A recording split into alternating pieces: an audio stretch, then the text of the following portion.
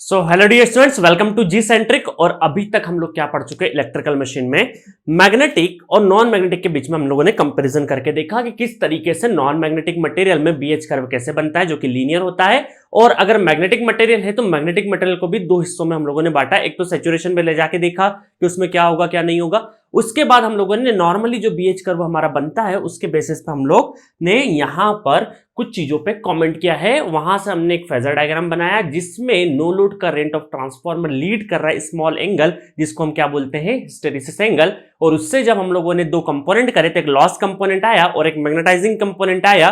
वो magnetising component क्या करता है, उसका फंक्शन क्या है, it provides to required operating flux. और जो लॉसी कंपोनेंट है वो क्या करता है, लॉस देता है। और उसका जो फेजर है वो रेजिस्टेंस हम लोगों ने बनाया। अभी तक इतना पढ़ चुके हैं हम लोग, ठीक है। और वहां पे मैंने क्या बोल दिया था कि वो जो रेजिस्टेंस के अंदर जो एनर्जी का लॉस्ट है, ठीक है, कुछ ना कुछ पावर लॉस होगा, एनर्जी लॉस होगा, ठीक है। मैं पावर एनर्जी बोलूं तो बात एक ही है, क्योंकि पावर, अगर एनर्जी की बात करें तो पावर इनटू टाइम, एक पर्टिकुलर टाइम का अगर हम लोग मल्टीप्लाई कर देंगे तो बन जाएगा एनर्जी, ठीक है। तो कंफ्यूज नहीं होगा सर पावर बोल रहे हैं या एनर्जी बोल रहे हैं, ठीक है। तो जो भी एनर्जी है, जो भी पावर लॉस हो रहा है आपको उस रेजिस्टेंस में, वो क्यों हो रहा है, बिकॉज कोई भी मैग्नेटिक मटेरियल कुछ ना कुछ हमें क्या करेगा, लॉस प्रोवाइड करेगा, ठीक है। तो अब हमारी समस्या कहां आ गई है कि ठीक है, कोई भी इलेक्ट्रिकल मशीन मैग्नेटिक मटेरियल से बनती है, ये ट्रुथ है। बट उसके साथ साथ एक और ट्रुथ है कि मैग्नेटिक मटेरियल, कोई भी मैग्नेटिक मटेरियल हो, है ना, एक्सेप्ट फेराइट कोर वगैरह की बात नहीं कर रहा हूं, जो भी फेरोमैग्नेटिक मटेरियल, जो कि हमारे जितने भी जो बड़े ट्रांसफार्मर, इलेक्ट्रिकल में बड़े जो ट्रांसफार्मर बनते हैं हमारे, डिस्ट्रीब्यूशन ट्रांसफार्मर या पावर ट्रांसफार्मर, तो उसमें जो मटेरियल यूज होता है दैट इज फेरोमैग्नेटिक। तो जितने भी फेरोमैग्नेटिक मटेरियल है हमारे पास, उन सब में क्या होता है, कुछ ना कुछ हिस्टेरिसिस लॉस होगा, मतलब कुछ ना कुछ लॉस प्रोवाइड करेंगे। अब उस लॉस को हमने क्या बोल दिया है, हिस्टेरिसिस लॉस बोल दिया। क्या बोल दिया उसको, हिस्टेरिसिस लॉस, जो कि क्या है, it is a pure magnetic property of magnetic material only.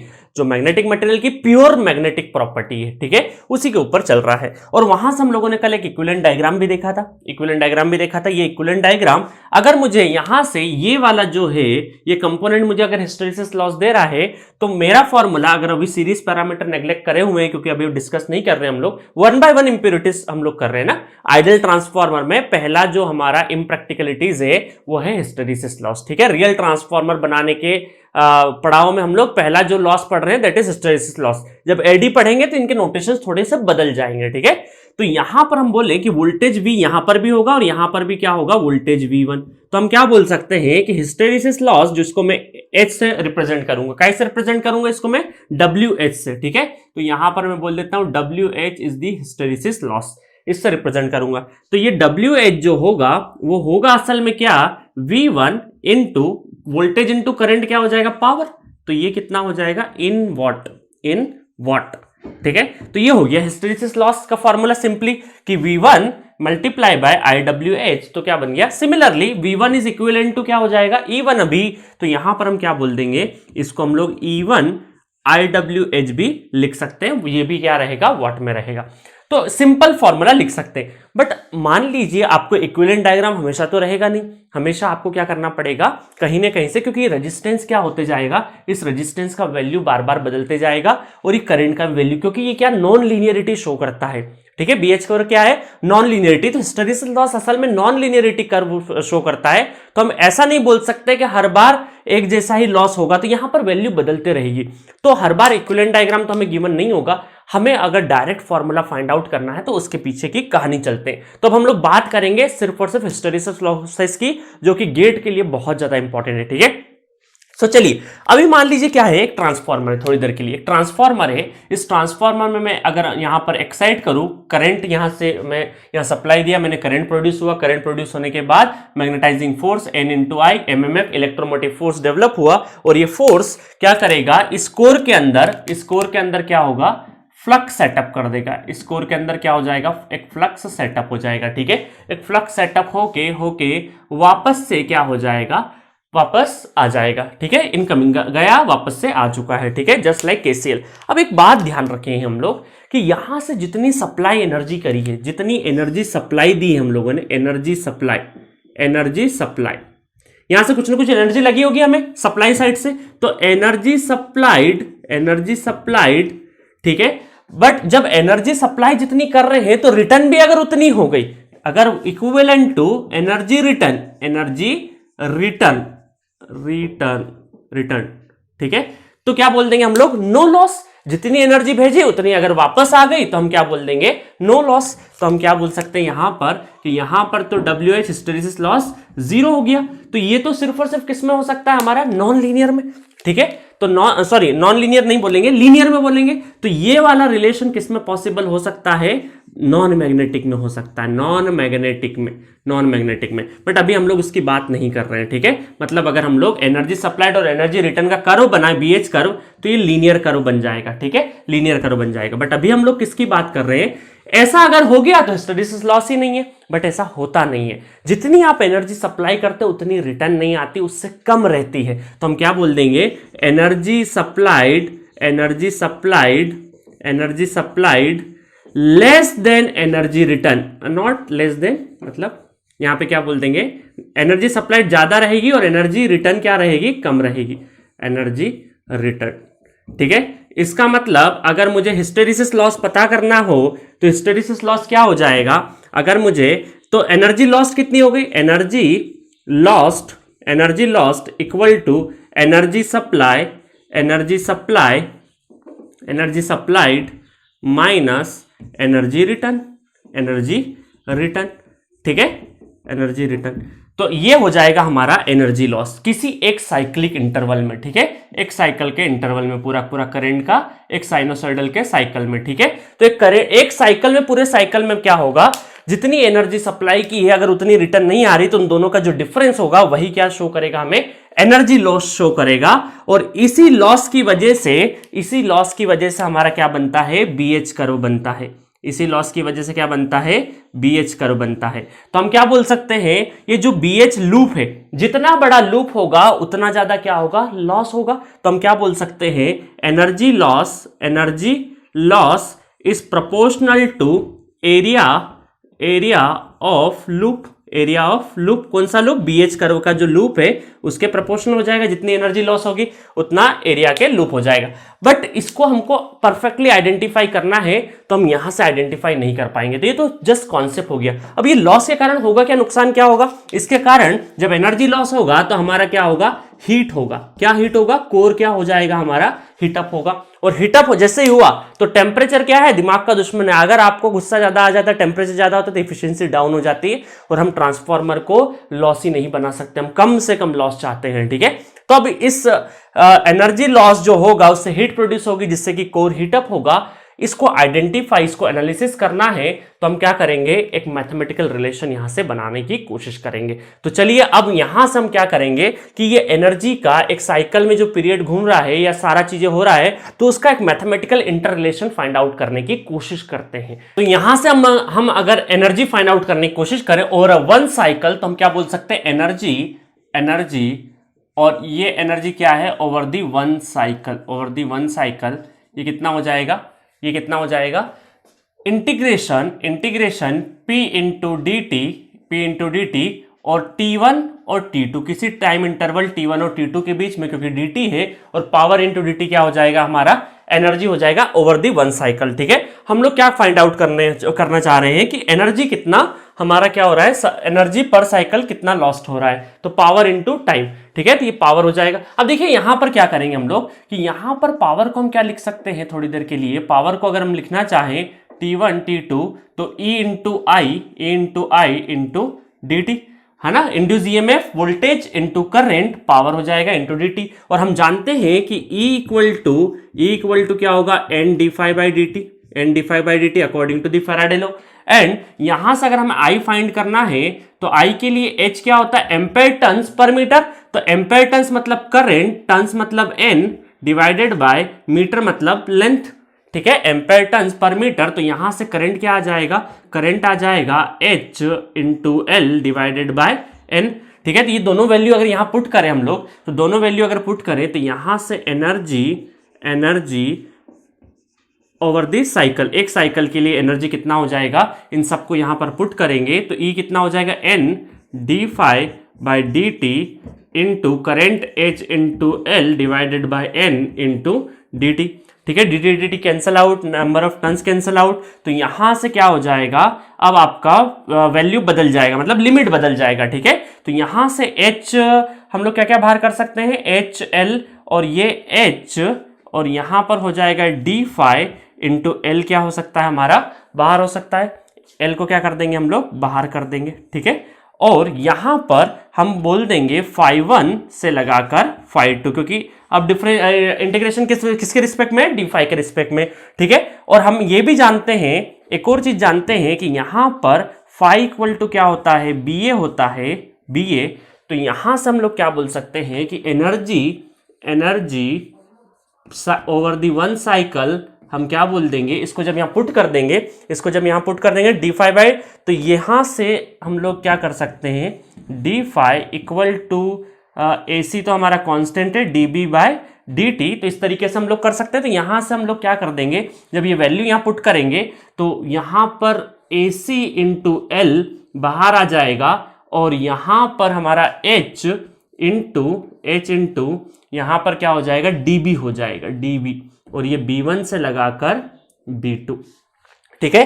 तो फाई इक्वल टू फाई की जगह हम लोग क्या पुट कर सकते हैं, B इंटू AC। तो dB क्या है विथ रिस्पेक्ट टू टाइम, क्योंकि फ्लक्स, मैग्नेटिक फ्लक्स डेंसिटी सब क्या होगी, साइनोसॉइडली वेरी होगी, वेरिंग क्वांटिटी है। और A क्या है हमारा, एरिया ऑफ क्रॉस सेक्शन, जो कि हमारा क्या है, कांस्टेंट है, ठीक है। ये area of cross section, length, ये सब कुछ मैं आपको बता चुका हूं मैग्नेटिक मटेरियल में, ठीक है। तो यहां से आपको ज्यादा दिक्कतें नहीं होना चाहिए। अब एरिया इंटू लेंथ क्या हो जाएगा, वॉल्यूम हो जाएगा। तो यहां से हम लोग क्या बोल सकते हैं, एनर्जी पर साइकिल, और ये हो जाएगा दोनों मिलके वॉल्यूम। तो वॉल्यूम किसका, कोर का, वॉल्यूम ऑफ कोर, और ये हो जाएगा cyclic integration H dot dB, जो कि हमें क्या शो करेगा, area of BH।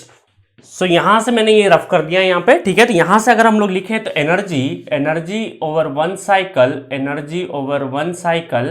Cycle equal to हम क्या बोल सकते हैं यहां पर कि वॉल्यूम ऑफ कोर, ये जो कोर था ना हमारे यहां पे, तो उसका क्या हो जाएगा, volume of core into area of जो साइक्लिक इंटीग्रेशन दिखा रहा है H डॉट dB, ये क्या शो करेगा, एरिया ऑफ BH लूप का क्या हो जाएगा, एरिया हो जाएगा, ठीक है।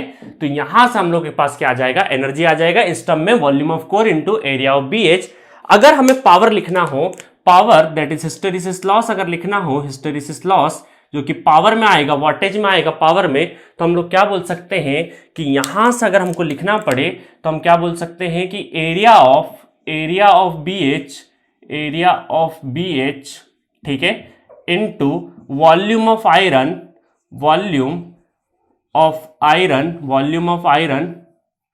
ठीक है, इन मीटर क्यूब इनटू फ्रीक्वेंसी, ठीक है। तो यहां पर हम क्या बोल सकते हैं कि अगर हमको वॉट पावर चाहिए तो area of BH into volume of iron into क्या करना पड़ेगा, हमें फ्रीक्वेंसी करना पड़ेगा। क्योंकि क्या हो सकता है, देखिए यहां पे कि पावर इक्वल टू क्या, एनर्जी इक्वल टू क्या हो जाएगा, एनर्जी इक्वल टू हो जाएगा पावर इंटू टाइम, और टाइम को क्या लिख सकते हैं हम लोग, टाइम को लिख सकते हैं 1/f, ठीक है। तो यहां पर पावर लिखना है, मतलब एनर्जी इंटू क्या करना पड़ेगा, हमें फ्रीक्वेंसी करना पड़ेगा। तो इस रिलेशन से भी हम लोग निकाल सकते हैं एनर्जी इंटू फ्रीक्वेंसी, तो वो क्या देगा, हमें वॉटेज पावर देगा। और हम किसको निकालना चाह रहे हैं, हिस्टेरिसिस लॉस काय के फॉर्म में आएगा, वॉट के फॉर्म में आएगा।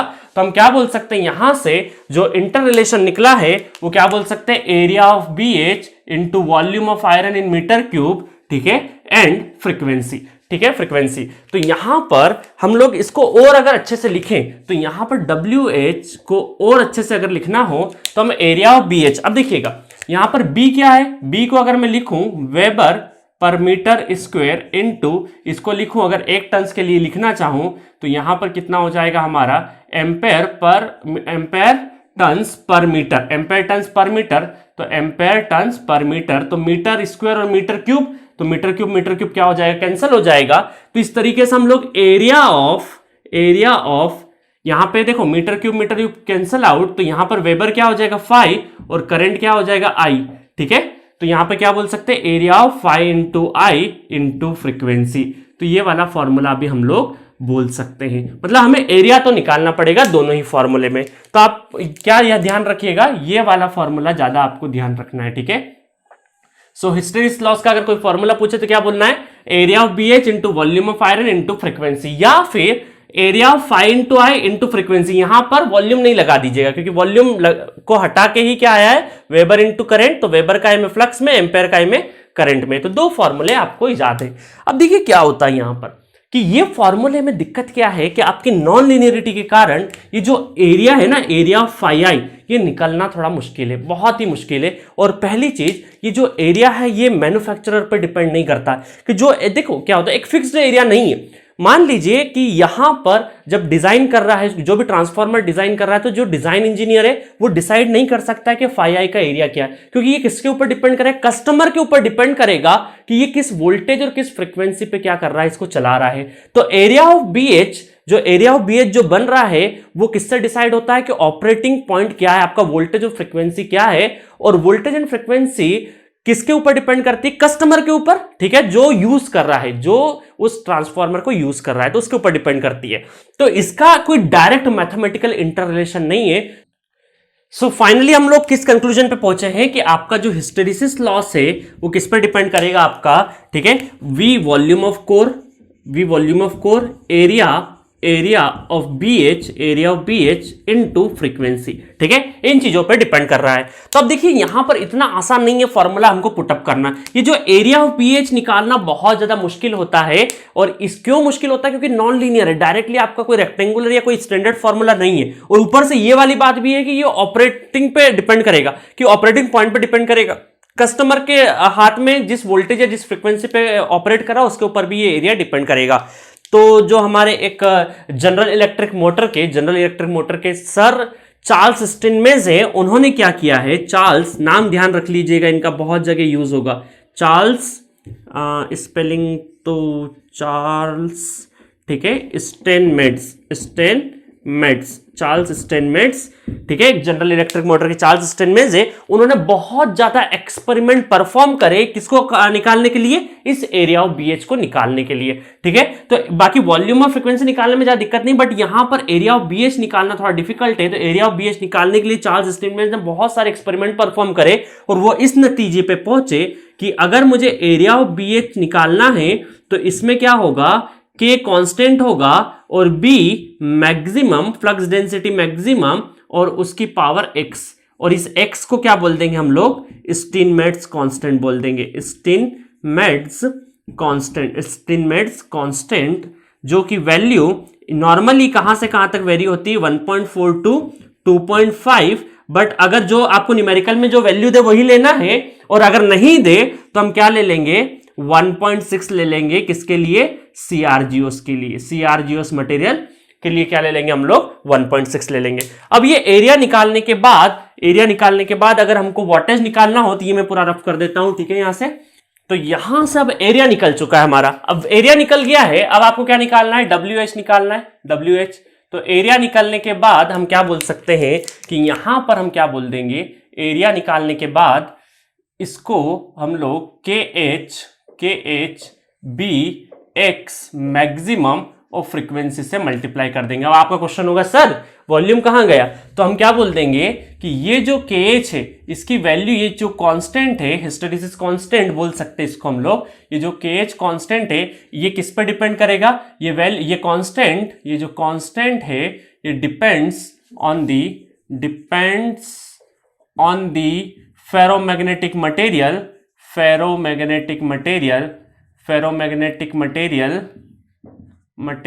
एंड वॉल्यूम ऑफ आयरन, इन दोनों चीजों पर डिपेंड करेगा, ठीक है। तो वॉल्यूम इसी के अंदर आ चुका है, तो अब हमको वॉल्यूम अलग से लिखने की जरूरत नहीं है। तो यहां से अगर हम लोग इंपेरिकल फॉर्मूले की बात करें, इंपेरिकल फॉर्मूला स्पेलिंग देख लेना इंपेरिकल की सही है कि नहीं, ठीक है। तो इंपेरिकल फॉर्मूला अगर देखें तो WH जो कि हिस्टेरिसिस लॉस है in watt is proportional to BX maximum into frequency, ठीक है, इनटू फ्रीक्वेंसी। तो आपको अल्टीमेटली इतने डिस्कशन के बाद सिर्फ और सिर्फ क्या याद रखना है, ये वाला फॉर्मूला आपको याद रखना है, ठीक है, ये वाला फॉर्मूला बहुत ज़्यादा काम का है गेट पॉइंट ऑफ व्यू से, बाकी फॉर्मूले कोई भी काम के नहीं। ये सब आपको सिर्फ और सिर्फ समझाने के लिए कहाँ से चीज़ें आ रही है, ठीक है। इलोबरेट मैनर में नॉलेज करना है, हम लोग कॉम्पैक्ट फॉर्म में नहीं पढ़ेंगे, सब कुछ खोल के पढ़ेंगे, सब कुछ हम लोग क्या करेंगे, विस्तार से पढ़ेंगे, इलोबरेट मैनर में पढ़ेंगे, चीज़ें आई कहाँ से है, ठीक है। लाइफ में एक ही बार इलेक्ट्रिकल मशीन पढ़ रहे हैं और बहुत अच्छे से पढ़ेंगे इसको। तो चलिए अब यहां पर हम क्या बोल देंगे कि यहां से जो बी है थोड़ी देर के लिए, बी हम क्या बोल सकते हैं कि आपने इंड्यूस ईएमएफ की इक्वेशन देखी थी, E1 √2 पाई एफ फाई इंटू N1 तो यहां से हम लोग क्या बोल सकते हैं कि फाई को B इंटू ए भी लिख सकते हैं इंटू N1, और ये B क्या था, मैक्सिमम फ्लक्स डेंसिटी रहता था, अगर फ्लक्स है तो फाई मैक्सिमम होता था। तो यहां से बाकी सारी चीज कांस्टेंट है, ये कांस्टेंट है, √2 कांस्टेंट है, आपका पाई कांस्टेंट है, यहां से आपका area constant, number of turns constant है। उसके बाद हम लोग किस पे बात करेंगे, सिर्फ और सिर्फ कि B max is proportional to E1 by F, और इसको अप्रोक्सीमेटली E1 को हम क्या लिख सकते हैं, V1 लिख सकते हैं, V1 बाय एफ, ठीक है, और V1 को मैं सिंपली V बाय एफ लिख दूंगा। तो अब आज से ध्यान रखिएगा, B max is proportional to V by F ratio, ठीक है। और मैग्नेटिक फ्लक्स डेंसिटी या flux density B is proportional to phi maximum भी बोल सकते हैं हम लोग। ये ऑपरेटिंग फ्लक्स के ऊपर डिपेंड कर रहा है, V बाय एफ के रेशो पे। ये पॉइंट आपको बहुत ध्यान रखना है, बहुत सारी जगह पे यूज होगा, ठीक है। तो यहां पर हम लोग क्या कर सकते हैं, जब इसको लिखना आए, और एक्स को क्या रखेंगे हम लोग, यहाँ पे बता ही दिया मैंने कि 1.6 रखेंगे, तो यहां से WH इसको लिखना चाहें तो प्रोपोर्शनल टू क्या हो जाएगा, V 1.6, F नीचे 1.6 ऊपर जाएगा, और ये क्या है 1, तो क्या हो जाएगा F -0.6 हो जाएगा, ठीक है, -0.6 हो जाएगा, ठीक है। तो यहां से हम लोग क्या बोल देंगे, यहां से ये वाला रिलेशन भी आपको ध्यान रखना है। अब देखिएगा यहां पर अगर मैं बोल दूं कि V ये कांस्टेंट है, B मैक्स कांस्टेंट है, B मैक्स क्या है, कांस्टेंट है, मतलब हम लोगों ने ट्रांसफार्मर को इस तरीके से भी दिखा कि V by F ratio constant है, मतलब B कांस्टेंट है, B कांस्टेंट है, तो WH इज प्रोपोर्शनल टू क्या हो जाएगा, फ्रीक्वेंसी। अब आप देखिए, अगर मैं आपसे क्वेश्चन पूछूं कि बताइए कि फ्रीक्वेंसी अगर इंक्रीज कर रहे थे हिस्टैरिसीस लॉस क्या होंगे, तो एक रिलेशन से तो क्या हो रहा है हमारा, एक रिलेशन से तो डायरेक्टली प्रोपोर्शनल है, और एक रिलेशन से अगर यहां पर वोल्टेज कांस्टेंट हो जाए तो ये क्या हो जाएगा, इनवर्स प्रोपोर्शनल, ठीक है। तो हम लोग यहां से डायरेक्टली नहीं बोल सकते फ्रीक्वेंसी के ऊपर कि क्या होगा क्या नहीं होगा, ठीक है। फ्रीक्वेंसी के ऊपर डायरेक्टली हम लोग कमेंट नहीं कर सकते हैं। तो इसका मतलब क्यों नहीं कर सकते कमेंट डायरेक्टली हम लोग, क्योंकि इस रिलेशंस को देखोगे तो आप बोलोगे सर फ्रीक्वेंसी पे तो डिपेंड कर रहा है कि नहीं, बट डायरेक्टली हम कमेंट नहीं कर पाएंगे due to its non linear characteristics. तो हिस्टैरिसीस लॉस जो है वो एक तरह का नॉन लीनियर लॉस है, ठीक है, नॉन लीनियर लॉस है। तो आपको फॉर्मूला किस तरह से यूज करना है कि जब भी हिस्टैरिसीस लॉस अगर फाइंड आउट करना हो तो सबसे पहले आपको क्या फाइंड आउट करना पड़ेगा, V by F ratio constant है कि नहीं है। अगर कांस्टेंट नहीं हुआ, V बाई एफ रेशो अगर कांस्टेंट है तो क्या लगा देंगे आप, डायरेक्टली प्रोपोर्शनल टू F लगा देंगे, क्योंकि B मैक्सिमम कांस्टेंट का मतलब क्या है, V by F ratio constant है, और अगर कांस्टेंट नहीं है तो आपको ये वाला फॉर्मूला लगाना है, ठीक है। इतनी सिंपल सी बात है। सो फाइनली यहां पर मैं कंक्लूड करूंगा जितने भी अभी 2 या 3 घंटों से जितना हमारा डिस्कशन चल रहा था, जहां पर मैग्नेटिक नॉन मैग्नेटिक से जो शुरुआत किया था मैंने इस डिस्कशन का, उस डिस्कशन का मैं अंत बहुत ही सुखद करना चाह रहा हूं, ठीक है। इसका अंत तो यहां तो नहीं होगा, एक टॉपिक और बच जाएगा हमारा, दैट इज मैग्नेटिक स्ट्रिक्शन, उसको भी पढ़ा देंगे यहीं पर भी, ठीक है। तो अभी तक हम लोगों की जो कहानी रही वो नॉन मैग्नेटिक और मैग्नेटिक के बीच में लड़ाई की रही, ठीक है, दोनों के बीच में क्या डिफरेंसेस है उसके ऊपर रही। तो कंक्लूजन में वन लाइनर में कंक्लूड करूं तो नॉन मैग्नेटिक में क्या होगा, सैचुरेशन नहीं होगा, ठीक है, मैग्नेटिक कोई डाइपोल्स ही नहीं, तो सैचुरेशन किसका करेंगे, ठीक है। और सैचुरेशन कब आता है, सारे डाइपोल जब अलाइन हो जाते हैं एक ही साइड में, तब हम लोग क्या बोलेंगे, उसके बाद जो कंडीशन अराइज होगी वहां पर हम लोग सैचुरेशन बोलेंगे। एरिया 0 हो जाता है, ठीक है, नॉन लीनियर है तो उसका कोई एरिया बनता नहीं, BH कर्व ऐसा बनता है, ठीक है, BH कर्व सिंपली क्या बन जाता है, लीनियर। हार्मोनिक्स भी नहीं है, क्योंकि हार्मोनिक्स क्या, main source of harmonics is the saturation of the core, जब सैचुरेशन ही नहीं है तो हार्मोनिक्स भी नहीं है। और साइनोसॉइडल ओनली, ठीक है, हार्मोनिक्स नहीं है तो सिर्फ और सिर्फ प्योरली साइनोसॉइडल रहेगा, दैट इज नॉन मैग्नेटिक। कितनी अच्छी ब्यूटी है, बट ये कोई काम का नहीं है नॉन मैग्नेटिक हमारे मशीन में, ठीक है, क्योंकि हमारी जो मशीन है, जितनी भी इलेक्ट्रिकल मशीन है, मैग्नेटिक मटेरियल से ही बनी है। अब मैग्नेटिक मटेरियल में क्या है, फायदा तो है क्योंकि मैग्नेटिक मटेरियल से बनता है, और BH कर्व अभी हम लोगों ने देख ही लिया इसका BH कर्व, कि BH कर्व में क्या रहेगा, एक एरिया रहेगा, ठीक है। तो इसका मतलब area not equal to zero, area रहेगा हमेशा मैग्नेटिक मटेरियल में, चाहे कम हो चाहे ज्यादा हो। देखो हम लोग हिस्टेरिसिस लॉस को मिनिमाइज कर सकते हैं बट 100% जीरो नहीं कर सकते, ठीक है। एक बात ध्यान रख लीजिए, क्योंकि मैग्नेटिक मटेरियल है मतलब हिस्टेरिसिस लॉसेस है, ठीक है, एक बात ध्यान रख लेगा। नेक्स्ट देखते हैं हम लोग, सैचुरेशन के चांसेस बढ़िया है, हो सकता है सैचुरेशन, इसमें क्यों नहीं पॉसिबल है, क्योंकि डाइपोल से। हार्मोनिक्स के चांसेस भी है, देखा हम लोगों ने हार्मोनिक्स का एनालिसिस, और हार्मोनिक्स की वजह से ही हमारा प्योर साइनोसॉइडल नहीं रहता है, पिकी नेचर हो जाता है, ठीक है, विद डोमिनेट थर्ड हार्मोनिक्स। तो इतना सारा कंक्लूजन हम लोगों ने देख लिया मैग्नेटिक मटेरियल में और ये नॉन मैग्नेटिक मटेरियल में। आपको एग्जाम पॉइंट ऑफ व्यू से क्या ध्यान रखना है, इतनी पूरी कहानी की जरूरत नहीं है, इतनी पूरी कहानी की कुछ भी जरूरत नहीं है एग्जाम में। सिर्फ और सिर्फ देखो क्या है, इतना इसलिए बता रहा हूं क्योंकि अब प्रेजेंट ट्रेंड चेंज हो गया है, आपको कॉन्सेप्चुअली स्ट्रांग होना पड़ेगा, फॉर्मूले रट के एग्जाम नहीं निकाल सकते। अगर आपको कॉन्सेप्ट पता होंगे तो आप with in a second question कर जाओगे, ठीक है। तो आपको न्यूमेरिकली तो स्ट्रांग करना ही करना है, साथ में कॉन्सेप्चुअली, ताकि इंटरव्यू में दिक्कत नहीं आए और सारी चीजें एक दूसरे से रिलेट है। अभी पता चले कि मैं बता दूं फॉर्मूले क्वेश्चन तो कर लोगे, बट मान ली कहीं थ्योरेटिकल क्वेश्चन या कोई इंटरव्यू फंस गया तो आप मैग्नेटिक नॉन मैग्नेटिक मटेरियल में कंपेरिजन ही नहीं जानते हैं, तो फिर इलेक्ट्रिकल मशीन की कल्पना कैसे करेंगे। तो मेरा एक सुझाव है कि जितना जरूरत हो सकता है इन डेप्थ नॉलेज की, जो आपके एग्जाम के लिए बेनिफिट है, इंटरव्यू के लिए बेनिफिट चले। ऐसा नहीं कि मैं आपको इतनी एक्स्ट्रा जानकारी दे रहा हूं जिसका कोई रिलेवेंट है, इररिलेवेंट कुछ भी नहीं, जो भी रिलेवेंट यहां पे जो भी डिस्कशन है सब रिलेवेंट डिस्कशन है। तो चलिए अब मैं कंक्लूड करूं, अगर हिस्टेरिसिस लॉस को एग्जाम पॉइंट ऑफ व्यू से, तो सिर्फ आपको ध्यान रखना है WH जो कि हिस्टेरिसिस लॉस को रिप्रेजेंट करता है, is proportional to BX maximum, इसको मैक्सिमम लिख लेते हैं, मैक्सिमम इनटू फ्रीक्वेंसी, ठीक है। तो अगर V by F ratio constant है, V बाई एफ रेशियो अगर कांस्टेंट है, ठीक है, मतलब क्या हो जाएगा, Bmax कांस्टेंट हो जाएगा, Bmax क्या रहेगा, कांस्टेंट रहेगा। तो हम क्या बोल सकते हैं, WH is proportional to frequency, WH is proportional to क्या हो जाएगा, फ्रीक्वेंसी हो जाएगा।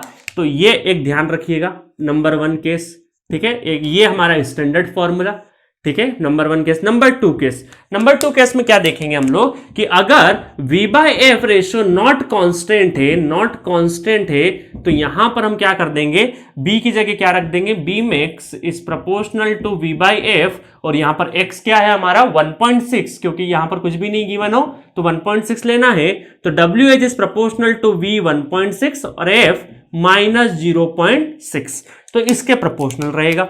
ये दो चीजें आपको ध्यान रखना है, मतलब हिस्टेरिसिस लॉस का अगर न्यूमेरिकल करना है तो सबसे पहले क्या चेक करना पड़ेगा, we have to check first V by F ratio constant है या नहीं है, ठीक है। तो इतना कंक्लूजन आपको ध्यान रखना है, इतने पॉइंट्स आपको ध्यान रखना है, इतना ये फॉर्मूले ध्यान रखना है, बाकी का डिस्कशन सिर्फ और सिर्फ समझने के लिए, एग्जाम के लिए ये सारा चीजें। मैं हर एक टॉपिक का कंक्लूजन करते जाऊंगा ताकि आपको बाइफर्केशन हो सके, पता चले, एक लंबा पढ़ते जा रहे क्या काम का नहीं, वो भी बताते रहूंगा, ठीक है। कुछ पॉइंट निकाले मैंने यहां पे। तो note number 1, hysteresis loss can be reduced by, eliminate zero नहीं कर सकते ना, मैंने बताया ना जीरो नहीं कर सकते।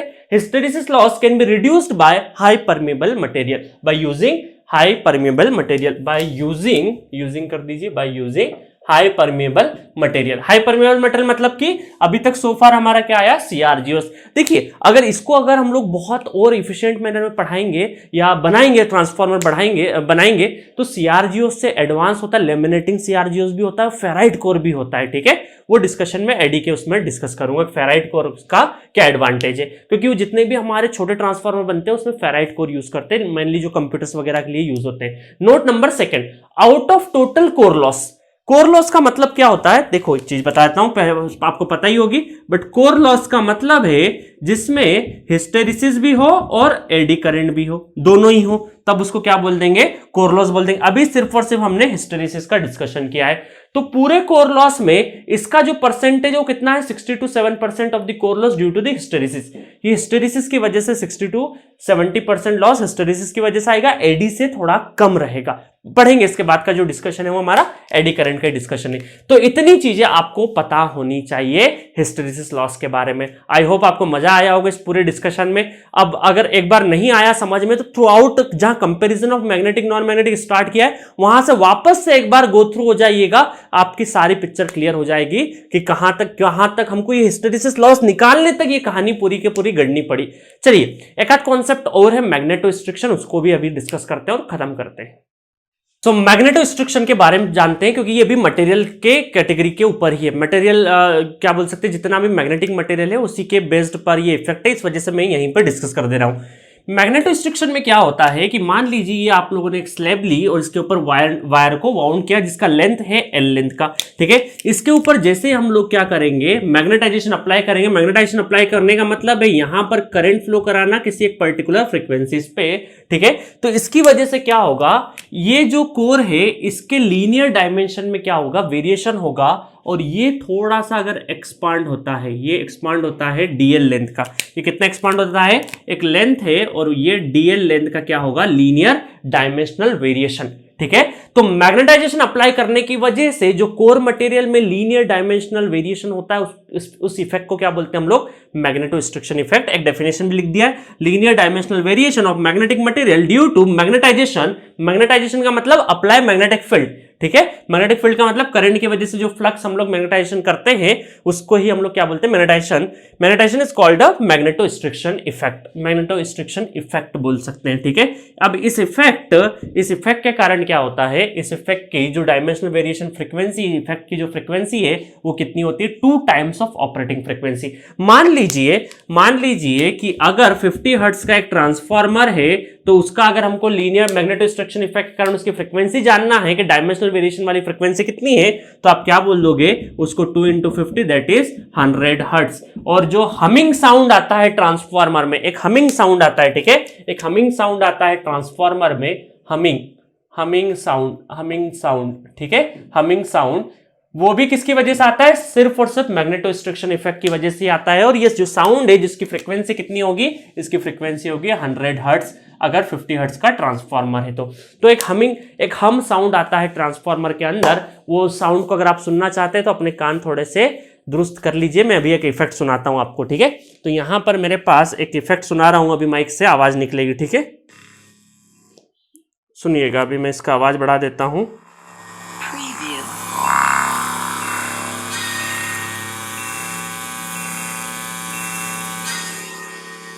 ठीक है, तो ये इस तरह का जो साउंड है, एक क्या बोल सकते हैं, एक इरिटेटिंग साउंड सा लगता है हमें, तो इस साउंड को हम बोलते हैं हमिंग साउंड। ये हमिंग साउंड कहाँ से आया है, एक जस्ट हम लोग एक बर्ड है, हमिंग बर्ड, वहां से आया है। और ये जैसे मधुमक्खी होता है ना, एक जो मधुमक्खी का जो कोई पंख है वो बहुत ज्यादा स्पीड से चले, उस तरह का जो वाइब्रेशंस निकलता है, उसी वाइब्रेशन से हम लोग बोल सकते हैं। बट ये एग्जैक्टली जो साउंड आता है, हमिंग बर्ड एक होती है बर्ड, उसके साउंड से ही लिया गया नाम है हमिंग साउंड, ठीक है। तो हमिंग साउंड आप लोगों ने बहुत सुना भी होगा, वाइवा में भी आपसे काफी पूछते हैं। और ये किसकी वजह से आता है, मैग्नेटोस्ट्रिक्शन इफेक्ट की वजह से आता है। मैग्नेटोस्ट्रिक्शन बता दिया आपको, इतना सा एक छोटा सा डिस्कशन था, वो खत्म हो चुका है। यहां पर मैग्नेटिक मटेरियल की सारी इंफॉर्मेशन जितनी हो सकती थी वो खत्म हो गई है, ठीक है। कुछ है जो एडी करंट बेस्ड होगी, मतलब आधी बाकी है। कोर लॉस का एक जो हिस्टेरिसिस वाला पार्ट था वो सारा फिनिश हो चुका है। अब हम लोग बात करेंगे कि मैग्नेटिक मटेरियल क्या कंडक्टर है या नहीं है, इसके बारे में जानकारी देंगे हम लोग एडी करंट इफेक्ट में। तो नेक्स्ट लेक्चर में पढ़ाऊंगा आपको एडी करंट, ठीक है। जब एडी करंट पढ़ लेंगे तो हिस्टेरिसिस और एडी दोनों को मिक्स करेंगे तो क्या बन जाएगा, हमारा कोर लॉस बन जाएगा, ठीक है। और उसके ऊपर कुछ न्यूमेरिकल करेंगे, फिर हम लोग लीकेज देखेंगे, फिर दूसरी चीजें देख के रियल ट्रांसफार्मर बनाएंगे। तो चलिए नेक्स्ट लेक्चर में मिलेंगे।